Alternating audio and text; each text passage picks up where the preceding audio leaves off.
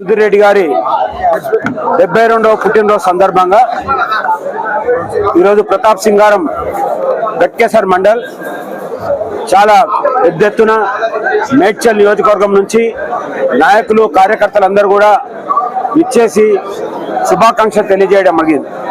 ఎందుకంటే సుదీర్ఘ అనుభవం ఉండి ప్రజాసేవలో గత 40 సంవత్సరాలుగా ప్రజాసేవ చేస్తూ ఒక గ్రామ పంచాయతీ సర్పంచ్ నుంచి మొదలుకొని ఒక ఎమ్మెల్యే దాకా ఎదిగినటువంటి ప్రజల మధ్య ఉండేటువంటి ఒక వ్యక్తి, ఒక ఎమ్మెల్యేగా ఎదిగి కూడా ఒక ఎమ్మెల్యేగా ఉండి మరి ఒక గ్రామంలోనే నివాసం ఉంటూ అందరికీ అందుబాటులో ఉండి ఒక ఎమ్మెల్యే స్థాయి కంటే ఒక సర్పంచ్గా ఆయన ఈరోజు ప్రజలకందరూ కూడా అందుబాటులో ఉండడం జరుగుతోంది.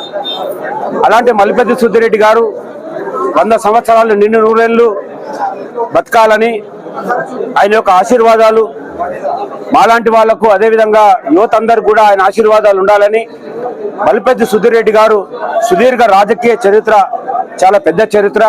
ఒక మార్కెట్ కమిటీ చైర్మన్గా, ఒక ఎంపీపీగా, ఒక ఎమ్మెల్యేగా, ఒక సర్పంచ్గా మరి ఎన్నో రకాలైనటువంటి పదవులు అలంకరించి ఒక సొసైటీ చైర్మన్గా ఉండి రైతులకు కూడా సేవ చేయడం జరిగింది.